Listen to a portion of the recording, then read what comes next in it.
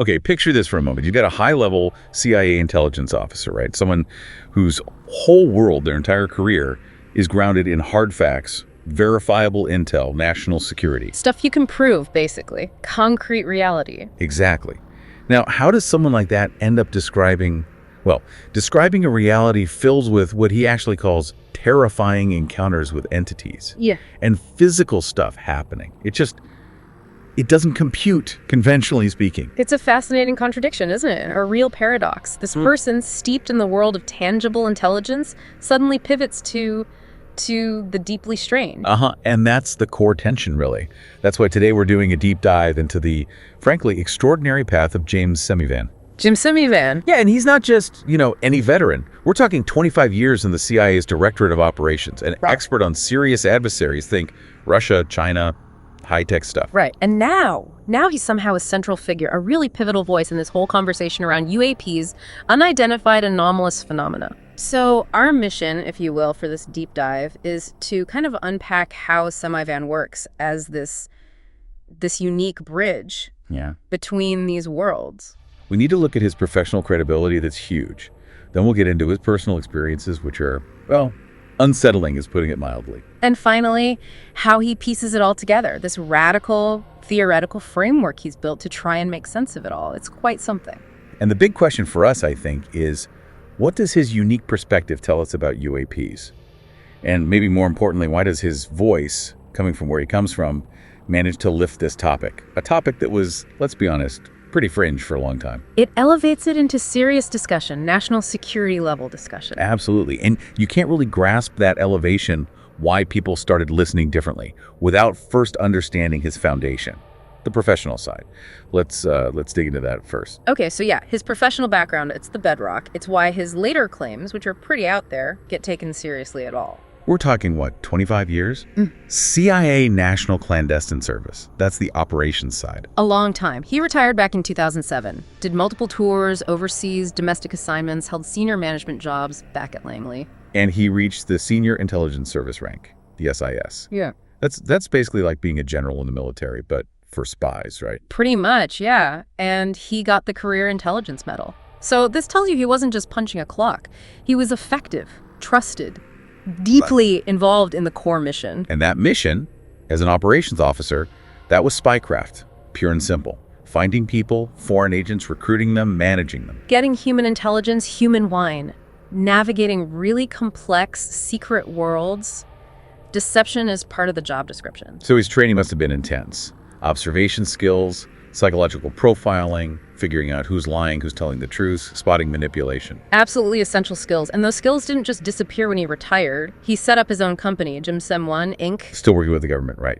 Unclassified stuff. Yeah, continued working with the U.S. government, the intelligence community, things like leadership training, even consulting on countering WMDs. He stayed connected, stayed an insider. Okay, so that's the guy. Now here's where it gets interesting. How does that guy with that background start talking about UAPs?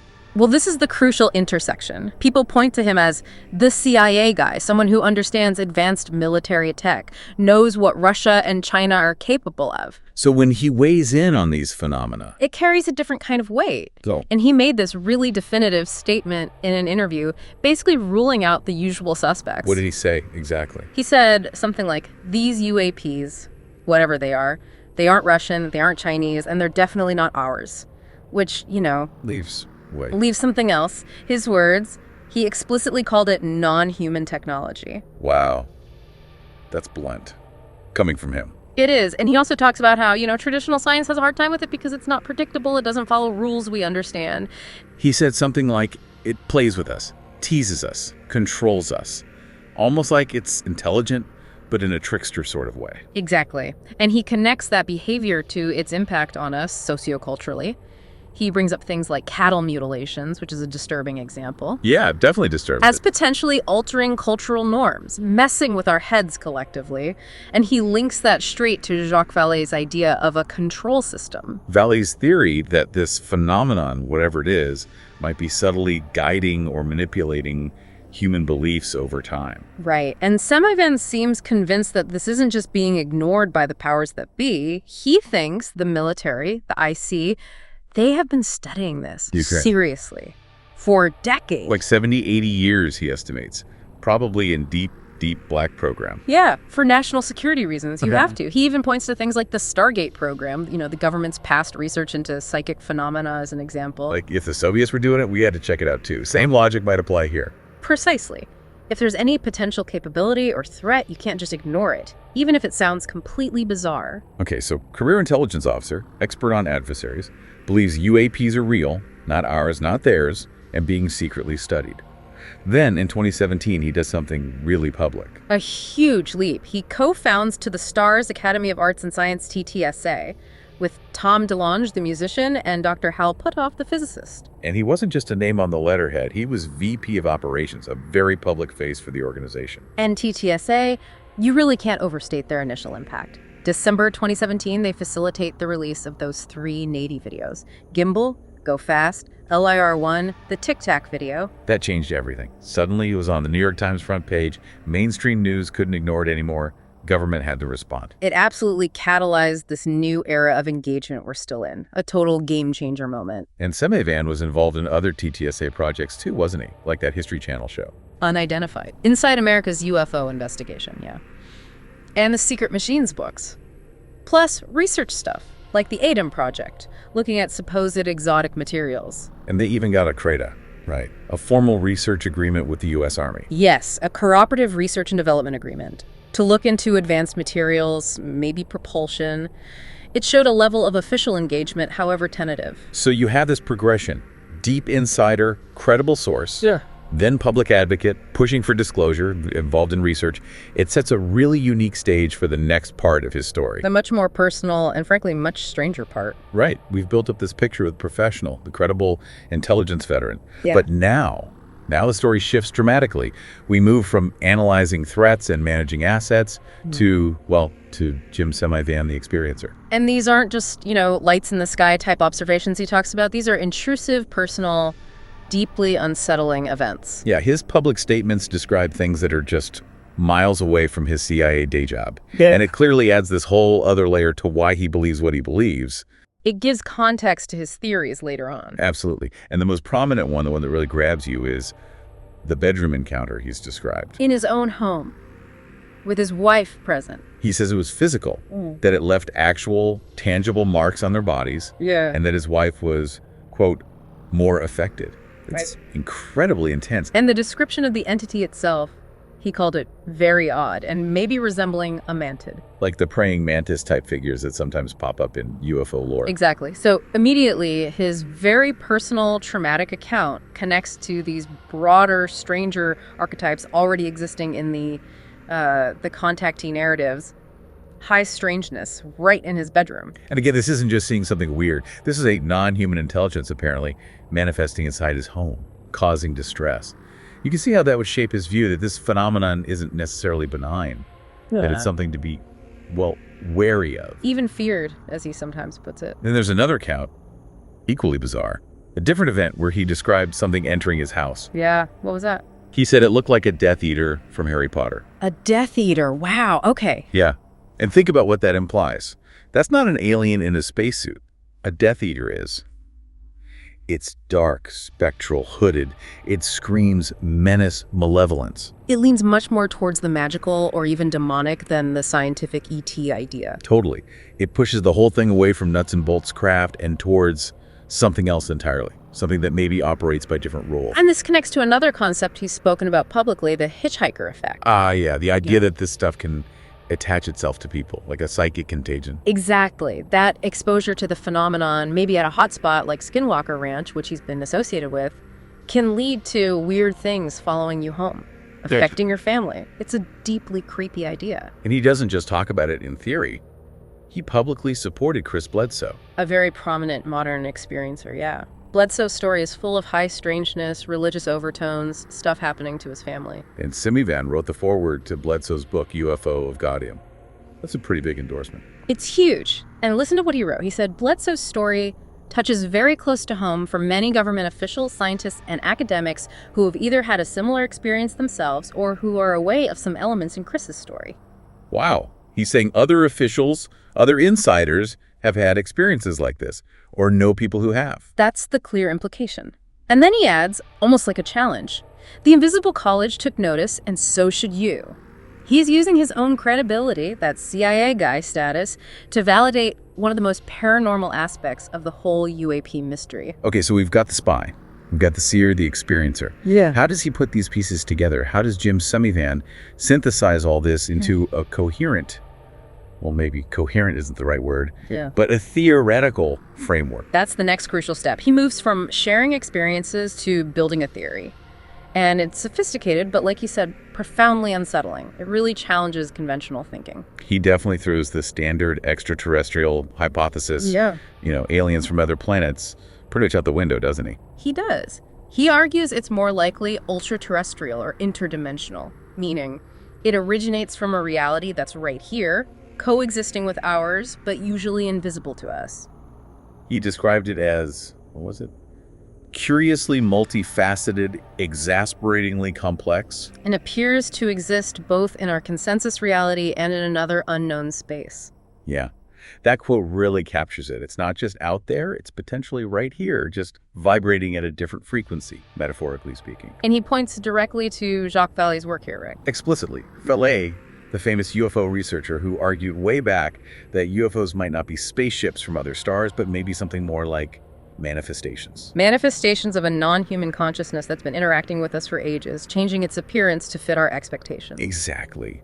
Airships in the 1890s, Foo Fighters in World War II, flying saucers later on. Vallée saw it as a kind of control system, something subtly influencing human beliefs, maybe even our evolution. Semivan seems to have fully adopted that framework. It's a framework that puts consciousness front and center too. Semivan suggests the phenomenon's goals are tied to our psychology, our behavior. Maybe it is a form of consciousness itself, just non-material. Which takes us even further from the idea of just advanced technology. Semivan adds another layer, something more specific than Vallée's abstract control system. He's actually used the term jinn. Yes, he has. And that's a really loaded term. It draws directly from Arab and Islamic folklore. Jinn. Aren't they like intelligent beings made of smokeless fire? With free will, so they can be good or bad. That's the tradition, powerful, often invisible, capable of interacting with humans, known for being, well, deceptive. Tricksters, sometimes helpful, sometimes malicious. So applying that term to these UAP entities, that's a huge step. It gives Vallée's control system a specific character, a personality almost. You could call it the Vallée-Semivan doctrine, maybe. It transforms the phenomenon from an abstract puzzle into potentially active, intelligent players in our reality. Players who might not have our best interests at heart, which certainly fits with his own described encounters. Like the Death Eater feeling. Not just technologically advanced, but potentially malevolent or manipulative. And this all funnels into his core message, the one he repeats often.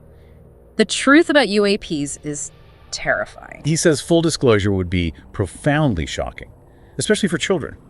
He calls it the story of the millennia. Yeah, strong words. But the terror, it doesn't seem to be about like an Independence Day style invasion, right? It's something deeper. Exactly. It's not about fleets of ships coming to conquer us. It seems to be more of an epistemological and ontological threat. Okay, break that down. Epistemological, ontological. And epistemological is about knowledge.